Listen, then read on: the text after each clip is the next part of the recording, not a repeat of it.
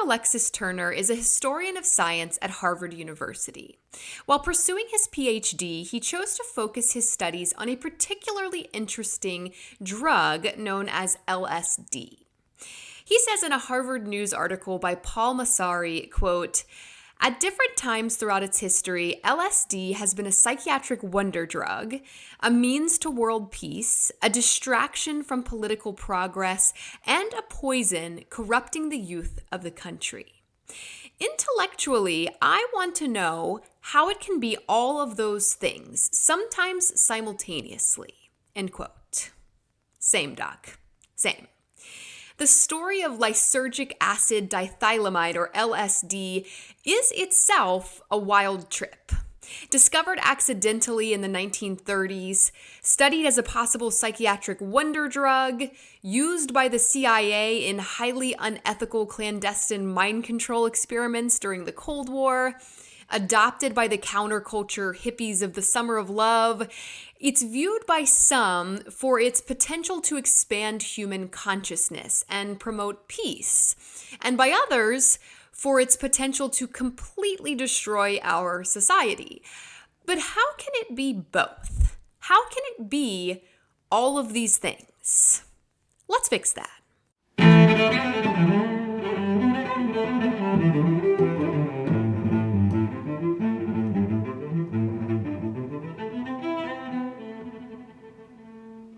Hello, I'm LaFountaine, and you're listening to History Fix, where I discuss lesser-known true stories from history you won't be able to stop thinking about.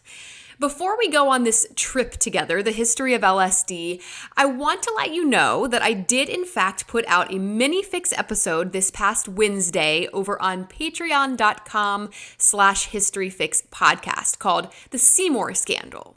I didn't have time in last week's episode to explore this very juicy bit of scandalous Tudor history involving the very young Elizabeth Tudor, future Queen Elizabeth I of England, and her step-parents, Catherine Parr and Thomas Seymour. So I finally got to tell that story on Wednesday. Here's a little teaser. England's King Henry VIII died in January of 1547. Leaving behind his sixth wife, Catherine Parr, and his three children, Mary, who was 30 years old, Elizabeth, who was 13, and Edward, who was 9.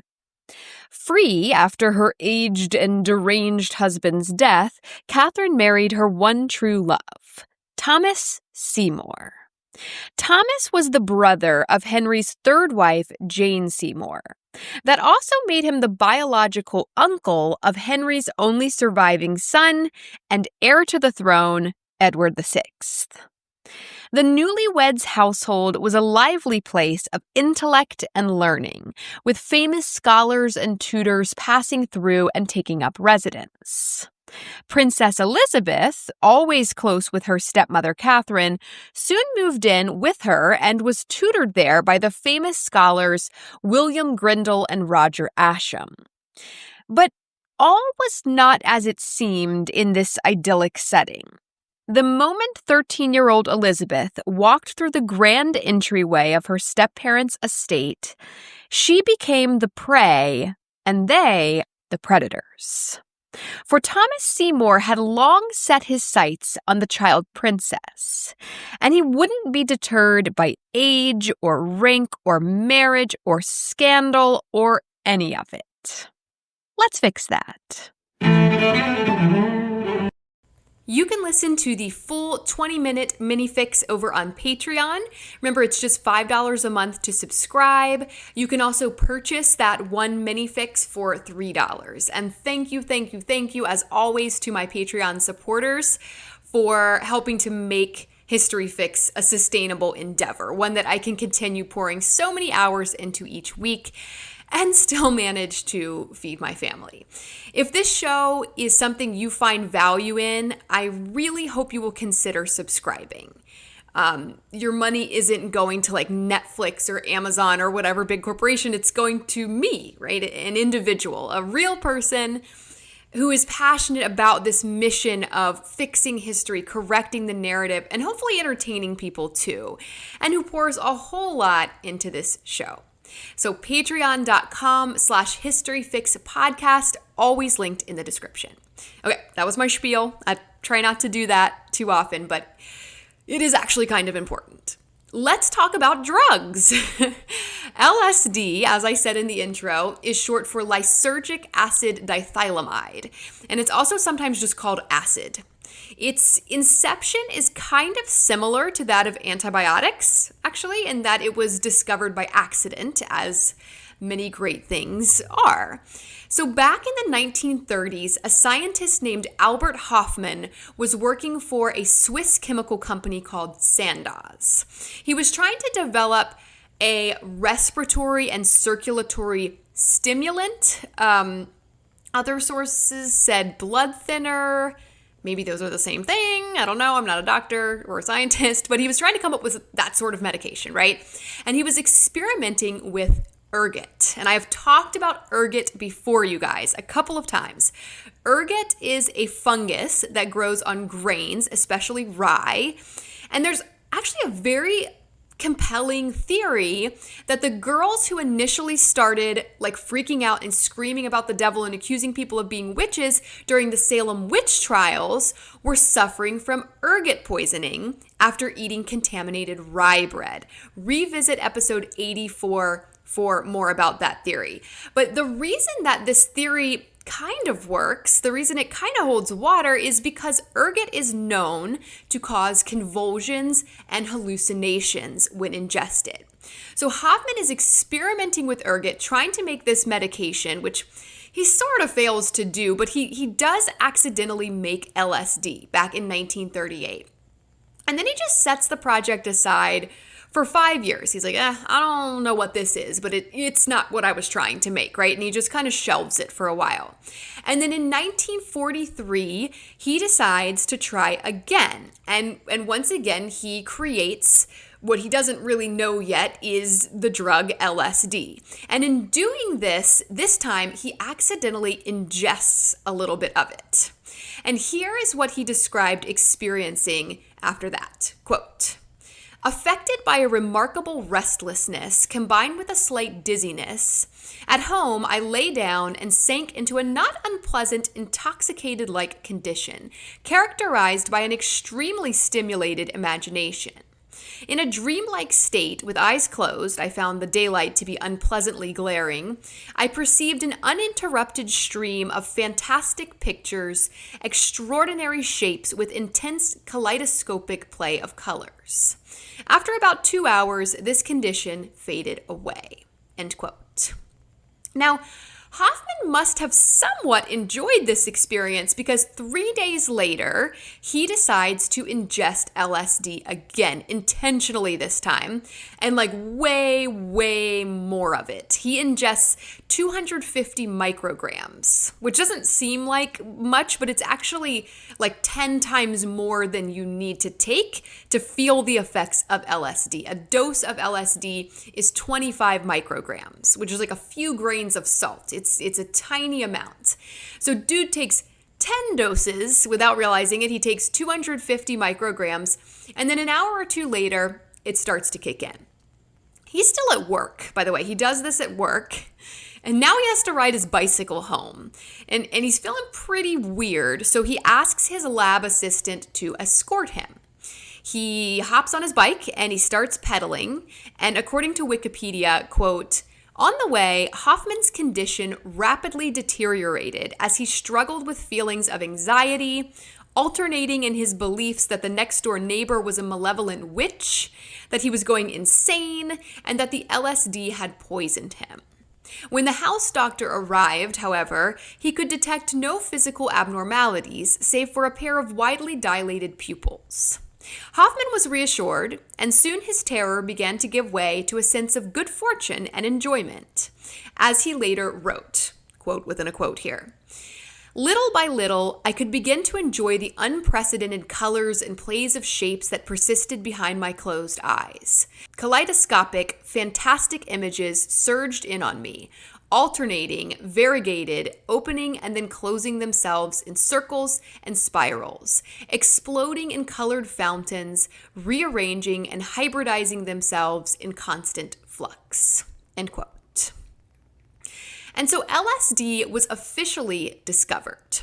Now, there's an actual holiday now, a bit of a counterculture holiday called Bicycle Day that is celebrated on April 19th, because that's the day that Hoffman did this LSD bicycle ride. Apparently, people celebrate by doing LSD and then riding their bikes, or sometimes there's like a parade or just like a psychedelic party. It's like a holiday of all things LSD. April 19th, okay? And so then the very next day, April 20th, aka 420, is the cannabis holiday. So, yikes. Probably would have been nice if those two were not back to back. But at the time of its discovery, LSD was in no way a recreational drug. Hoffman, having personally experienced the effects on 2 occasions now, did not at all foresee it being used recreationally. He's like, why would anyone do that, right? But he did foresee its potential as a powerful psychiatric tool for people with mental health issues. And that's how it started. It wasn't what Hoffman was trying to make, but after discovering what it actually did, Sandoz Laboratories, where he worked, began to manufacture LSD for research purposes. It made its way to the US by 1949, and it started to be tested throughout the 1950s.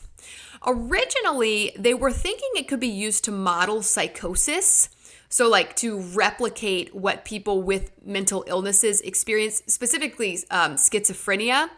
They wanted to be able to replicate this in order to further study and treat that kind of thing. But the people who are researching it, the people doing these tests, they soon realize that it's not actually all that bad. It's kind of enjoyable. One researcher in particular, a psychoanalyst named Sidney Cohen, first took LSD in 1955. He was expecting it to be kind of awful, right? He was expecting a bad trip, but he was pleasantly surprised. He reported, quote, "No confused, disoriented delirium," and reported that the, quote, "problems and strivings, the worries and frustrations of everyday life vanished. In their place was a majestic, sunlit, heavenly inner quietude," end quote. And Cohen, after experiencing this, realizes that LSD could have a lot of really helpful applications. He theorizes that it could be used in psychotherapy as a cure for alcoholism and as a way to increase creativity. And he teams up with author Aldous Huxley, who wrote the book Brave New World, if you ever read that. I read it in high school at some point.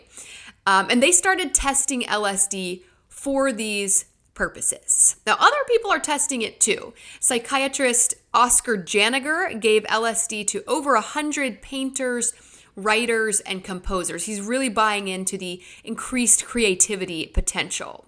Another psychiatrist named Humphrey Osmond gave LSD to alcoholics at an AA meeting who had so far failed to quit drinking. After a year, 50% of the group had successfully quit, had not had a drink since taking the LSD. And to this day, nothing else, no other substance, no other method or strategy has been able to duplicate that success rate. Thousands of scientific papers came out during this time about LSD, books, there are international conferences happening. It's a big deal within the scientific community because it seems to have all these really helpful applications. And it isn't hard to get. Sandoz is handing it out to whoever wants it for research purposes. There are no government regulations or anything like that. The US government, however, specifically the CIA, the Central Intelligence Agency, sees another possible use for LSD entirely. And this was all top secret for decades. Word of this did not come out until 1977 when some old documents that were supposed to have been destroyed were discovered. And when it did, people were shocked. Okay, so let's go to 1953 first, the year that the Korean War ended. This is significant because men were coming home from Korea, released prisoners of war, and they were not quite right. I mean, for obvious reasons, right? PTSD and whatnot. But rumors were arising in the US, stoked by a New York Times article actually, that US troops fighting in the Korean War had been brainwashed. The article asserted that the men were confessing to things that they had never done, and also that some of the men refused to come home altogether, that they had been converted to communism through some kind of mind control brainwashing tactics. And it was the Soviets, of course. The Soviet Union was to blame because they were supplying North Korea with much of its military equipment and training during the war. And this is all happening during the Cold War as well. So there's a lot of fear and paranoia about communism taking over the world. And they start to think that the Soviet Union is capable of brainwashing people. Brianna Nofel writes in an article for History.com, quote, "The idea of brainwashing also provided many Americans with a compelling, almost comforting explanation for communism's swift rise. That Soviets used the tool of brainwashing not just on enemy combatants, but on their own people. Why else would so many countries be embracing such an obviously backward ideology? American freedom of the mind versus Soviet mind control became a dividing line as stark as the Iron Curtain." End quote. The newly appointed director of the CIA, Allen Dulles, said in a speech in 1953, quote, "In the past few years, we have become accustomed to hearing much about the battle for men's minds, the war of ideologies. I wonder, however, whether we clearly perceive the magnitude of the problem, whether we realize how sinister the battle for men's minds has become in Soviet hands. We might call it, in its new form, brain warfare. We in the West are somewhat handicapped in brain warfare." End quote. But not for long. That same year, the CIA launched a top secret project codenamed MKUltra. And the purpose of this was to make sure that the US kept up with presumed Soviet mind control technology. So MKUltra secretly experimented with different ways to control a person's mind. Hypnosis, electroshock therapy, polygraph tests, radiation, and hallucinogenic drugs, especially LSD, which also happened to be trending at the time. It was like this new thing hot on the scene. And this testing got super controversial because some of the people being tested did so knowingly and voluntarily, but a lot of them did not. A lot of them did not give consent or even know that they were subjects in a test. Nofel writes, quote, "From mentally impaired boys at a state school to American soldiers to sexual psychopaths at a state hospital, MKUltra's programs often preyed on the most vulnerable members of society." End quote. They did a lot of testing on prisoners who were often willing to participate in exchange for more recreation time. They even tested their own guys, CIA guys, without their consent, slipping LSD into their drinks and just watching what happened. And these experiments grew more and more elaborate as the testing went on, climaxing, if you will, with a project codenamed Operation Midnight Climax. So this was where the CIA hired prostitutes, paid them, but also promised to get them out of trouble if ever they were to get into it in their line of work. They hired them to lure unsuspecting men into this bedroom that they had set up with hidden cameras and a two-way mirror. The women would slip the man some LSD, and then they would do their thing, and it would be recorded, and a CIA guy would be watching from behind the two-way mirror. Beyond unethical. But of course, all of this was top secret, right? The CIA's Inspector General wrote in 1957, quote, "Precautions must be taken not only to protect operations from exposure to enemy forces, but also to conceal these activities from the American public in general. The knowledge that the agency is engaging in unethical and illicit activities would have serious repercussions in political and diplomatic circles and would be detrimental to the accomplishment of its mission." End quote. Okay, so then maybe don't do it. Maybe the answer isn't to keep it a secret. Maybe the answer is don't do it. I don't know. By 1963, somebody finally wised up and was like, we can't do this anymore. We can't be giving people LSD without their consent. This is crazy. And the project came to an end. They had also sort of determined by then that LSD didn't make a great mind control weapon because the effects were just too unpredictable. In 1973, a bunch of documents associated with MKUltra were destroyed. But in 1977, some of them, which had been overlooked during the purge, were discovered, and this opened the can of worms right up, right? People freaked out. There were congressional hearings. Ex-CIA employees were brought in and interrogated. Nofel writes, quote, "The hearings turned over a number of disturbing details, particularly about the 1953 suicide of Dr. Frank Olson, an Army scientist who jumped out of a hotel window several days after unwittingly consuming a drink spiked with LSD," end quote. Most of the ex-CIA employees interrogated claimed, of course, that they couldn't remember details of the project. And most of the documents had been destroyed. So there's probably still a whole lot we don't know about MKUltra. All that craziness that came out might honestly just be the tip of the iceberg. What's ironic about the US government being involved in an LSD scandal is that by 1977, when MKUltra is being investigated, when all this is coming out, LSD had already been completely criminalized by the US government, specifically the Nixon administration.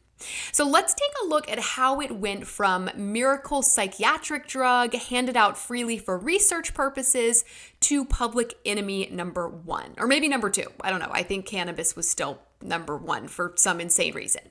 That's episode 98. A few people were accidentally responsible for the demonization of LSD, and none of them were in the CIA. Ken Kesey is a key player here. Kesey was an author, a novelist. You likely recognize his name as the author of One Flew Over the Cuckoo's Nest. And Kesey was actually a participant, according to him, in MKUltra's testing of hallucinogenic drugs like LSD, possibly without his consent. But he actually wasn't mad about it. He was like, that was kind of awesome and pretty life-changing. And he went on to become a huge proponent of the drug, of LSD. In the early 60s, Kesey and his group of followers, which were called the Merry Pranksters, hosted parties, LSD-fueled parties in the San Francisco Bay Area, which they called acid tests. So people would come to these parties, they would do acid, they would do LSD, and then there would be like music was a big part of it, musical performances by bands like the Grateful Dead. There was fluorescent paint and black lights and other psychedelic things, lava lamps, I don't know. But it was like this big cultural movement in the early 60s. Author Tom Wolfe wrote a book about it in 1968 called The Electric Kool-Aid Acid Test. I have the book. I haven't read it, but I do have it. And these acid tests, Kesey's acid tests, played a significant role in the counterculture movement that would develop in the 1960s, culminating with the Summer of Love in 1967, when a bunch of young people basically flocked to San Francisco in search of a sort of communal utopia. But Kesey wasn't the only LSD pusher in the 60s. Over at Harvard University, 2 psychology professors were conducting their own acid tests. Timothy Leary and Richard Alpert. These 2 were testing LSD on Harvard students with consent, not like MKUltra style. They gave willing participants, they had to be graduate students, no undergrads. They gave them LSD and also mushrooms. There is a naturally occurring hallucinogenic substance called psilocybin found in over 200 species of mushrooms that has a similar effect as LSD, which makes sense if LSD comes from ergot, which is a fungus, and mushrooms are funguses. It's a fungus thing.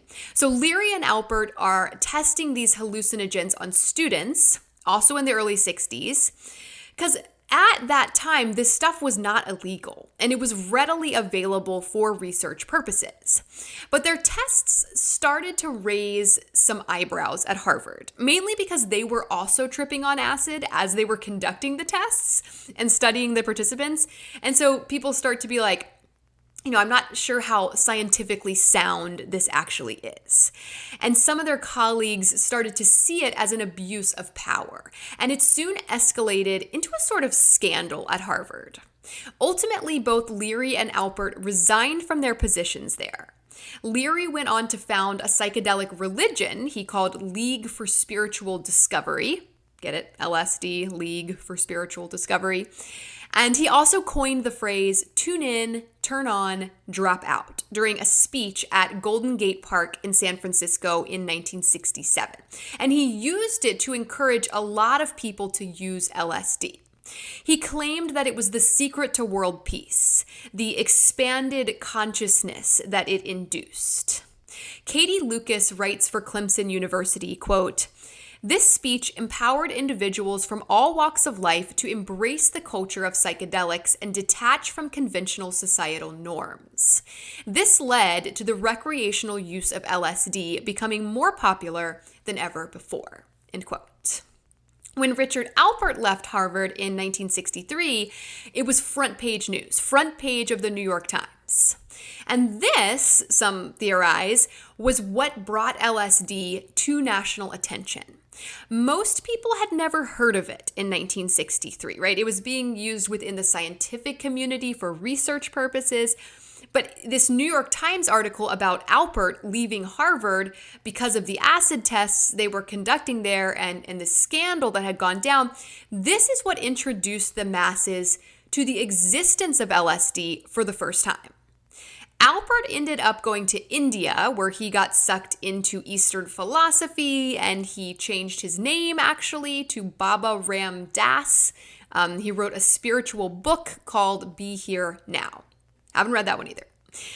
So we have the youth, right? The counterculture, the hippies, whatever you want to call them. They are experimenting with LSD, encouraged by people like Ken Kesey, Timothy Leary, and Richard Alpert. And also just like a lot of musicians and artists, the Beatles, the Grateful Dead. And it's not illegal yet. So it's just rampant in the 1960s in this subculture, this counterculture. But of course, there were a lot of Americans, mostly conservative Americans, who were very against this counterculture, free love, world peace, psychedelic drugs movement. They're against this whole movement. In 1968, Richard Nixon was elected president, and he ran on a law and order campaign. He was going to put a stop to what he perceived as the lawlessness of the counterculture movement. And a huge part of doing that was initiating a war on drugs. Okay, and this was all very strategic. I talk about this some in the cannabis episode. They aren't going after these drugs, LSD, cannabis, mushrooms, because they are inherently super dangerous. Okay, they're going after them as a way of going after other, air quotes, societal problems that they can't openly attack. For example, Vietnam War protesters and Black people. They tie the recreational drug use to these specific groups, and then by taking down the drugs, they take down the groups. I'm not making this up. I'm not being conspiratorial. They've actually admitted this. John Ehrlichman, who was part of the White House counsel during the Nixon administration, said in 1994, quote, "We knew we couldn't make it illegal to be either against the Vietnam War or Black.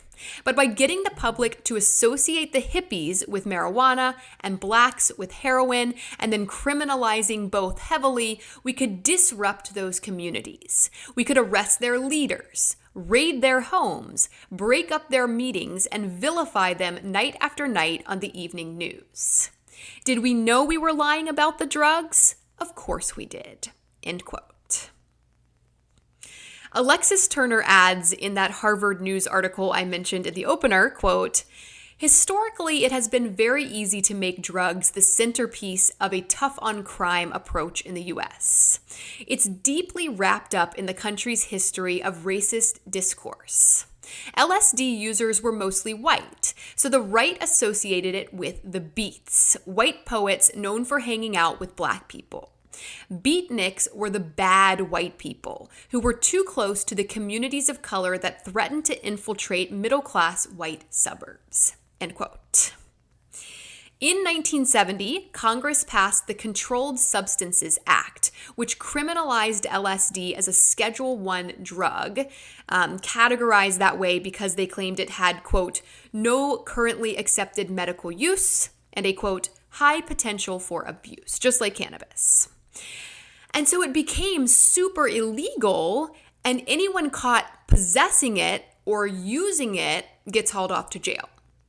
So easy way to take out a group that you can't otherwise criminalize. You can't arrest people for being black or for opposing the Vietnam War or for being beatniks or for being into jazz music, right? But you can arrest them for using a drug they're partial to and that you've strategically identified them as users of. So there's an ulterior motive there. It's not about the drugs.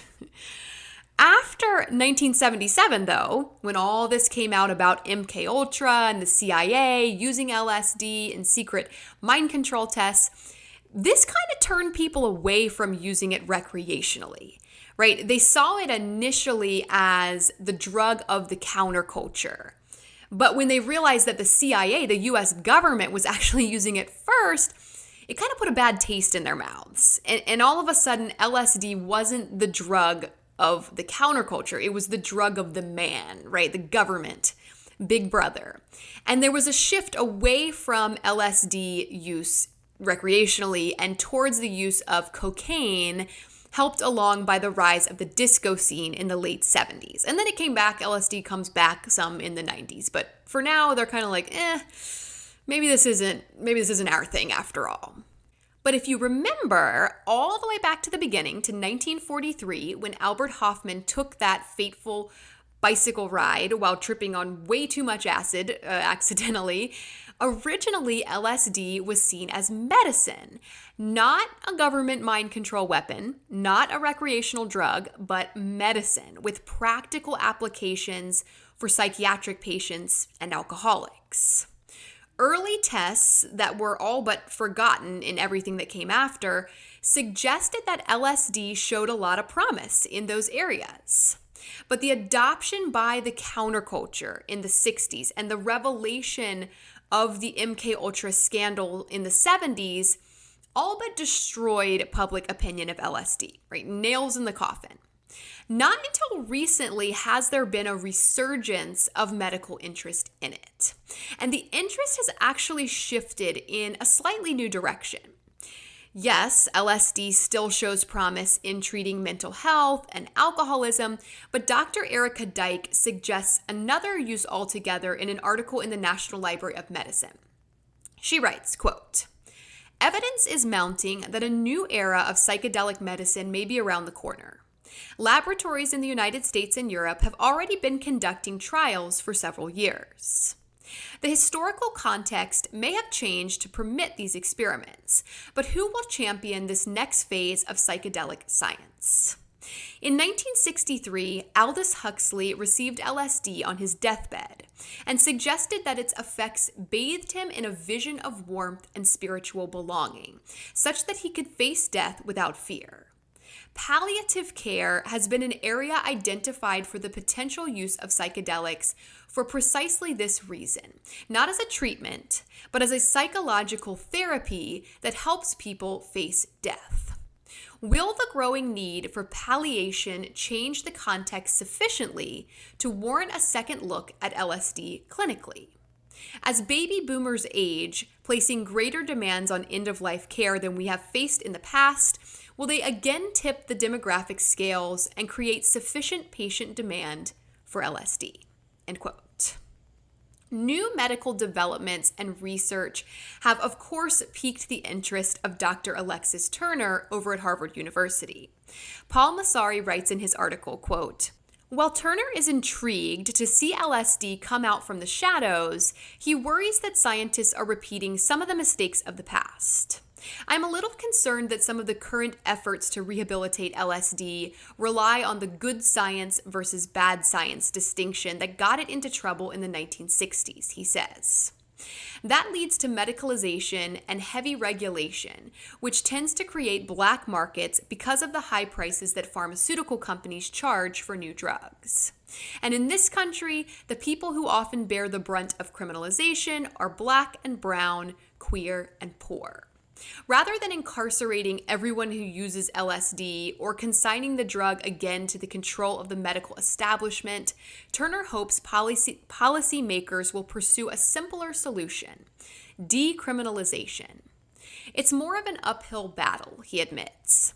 The people pursuing medicalization are pretty savvy. Their strategy takes into account the fears of the public and the misinformation around LSD. But when you consider the potential impact on social and racial justice, I believe that decriminalization is a better option in the long run. Let people purchase and use LSD safely as they choose, end quote. So there you have it. Lysergic acid diethylamide, LSD, a powerful hallucinogen discovered by mistake, when completely unregulated for decades, showed promise in treating alcoholism and improving psychotherapy, modeling psychosis to study mental health disorders like schizophrenia. But before researchers could really put it to any good use, two very different groups adopted it first. The CIA, for top secret, highly unethical mind control testing as a part of Project MKUltra, and the counterculture, the hippies of the Summer of Love, the artists, the musicians, the Vietnam War protesters, the beatniks, groups Richard Nixon's conservative government wanted very much to quash. And so by criminalizing LSD, he had an excuse to arrest them, to haul them off the streets and throw them in jail. And now it seems we've come full circle, back to medical research. But has the context changed enough to allow for success this time? Dr. Erica Dyke talks about using LSD for end-of-life care, easing people into death without fear, bathed in a vision of warmth and spiritual belonging, as Aldous Huxley reported from his own deathbed. She talks about the growing demand for this sort of thing because of the aging baby boomer generation. Baby boomers, many of whom were young adults when LSD first came on the scene. Many of whom experimented with it before it became illegal, experienced the awakening, the expansion of consciousness. In a way, LSD ushered them into being. And now we've come full circle again in a totally different way. Now LSD might be just the thing to usher them back out.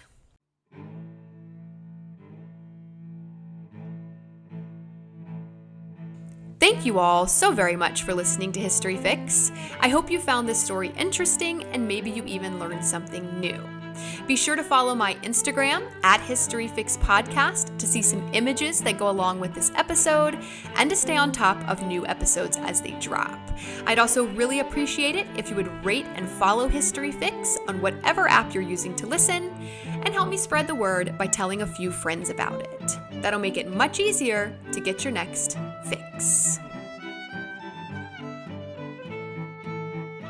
Information used in this episode was sourced from History.com, Harvard University, Clemson University, the National Library of Medicine, Wikipedia, Smithsonian Magazine, and the Harvard Crimson.